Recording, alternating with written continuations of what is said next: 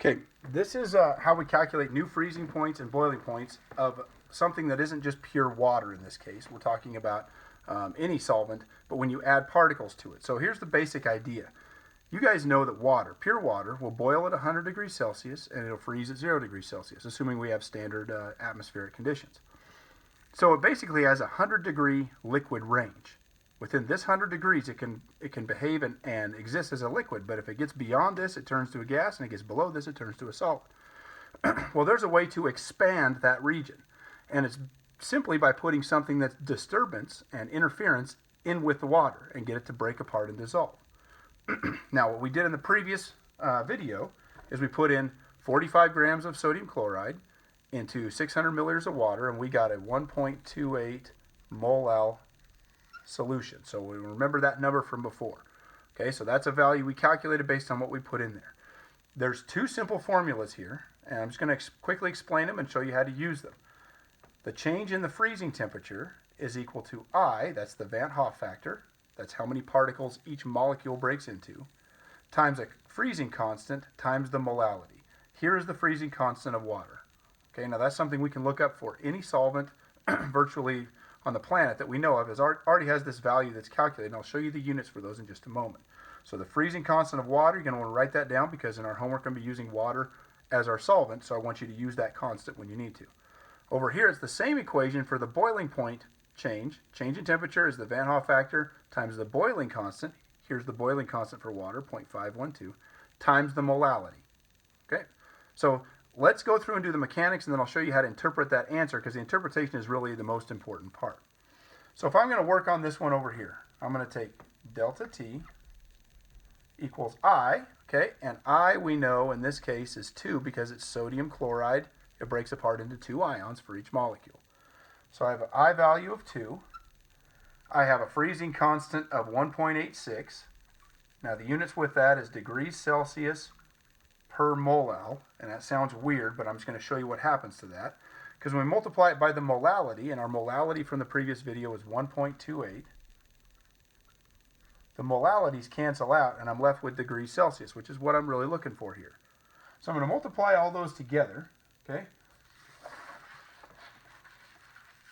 And when I multiply those together, I get a value of change in temperature equals 4.76 degrees Celsius. Okay?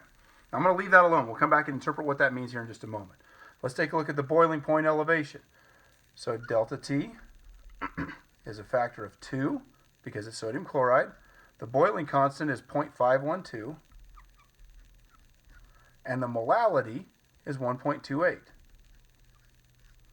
Okay. Now I'm not going to put the units in because we saw what happened over here. I'm just going to put them in, and we know it's going to come out to be degrees Celsius when we're done here. This is about 1.3 degrees Celsius. Okay.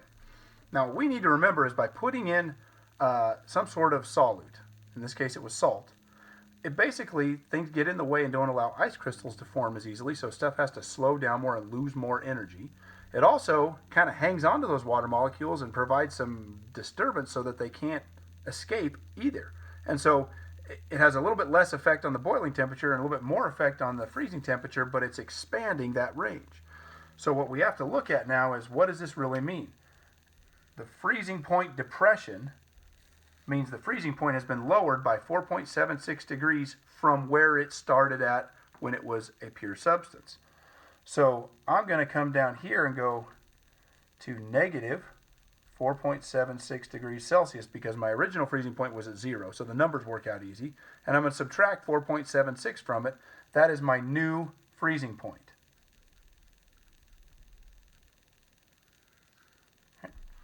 Now the boiling point gets raised. It gets expanded upward by an amount of 1.3 degrees Celsius. But remember, we look up here, water already boiled at 100 degrees Celsius, but now it's getting raised by that much.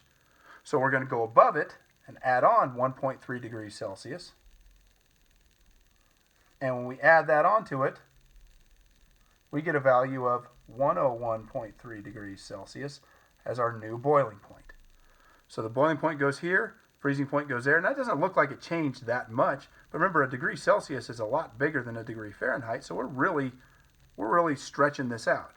Okay, and we only put in, if you remember, 45 grams of salt into 600 milliliters of water.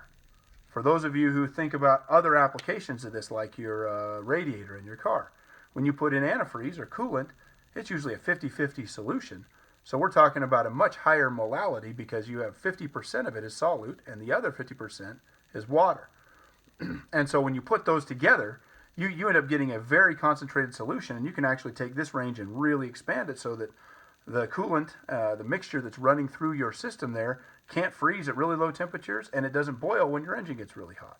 So you're trying to expand that liquid range as much as possible. So these are the formulas you're going to need. Make sure you write down these constants, and you're just going to do some simple practice in your homework being able to work with this and interpret it accurately when you're done.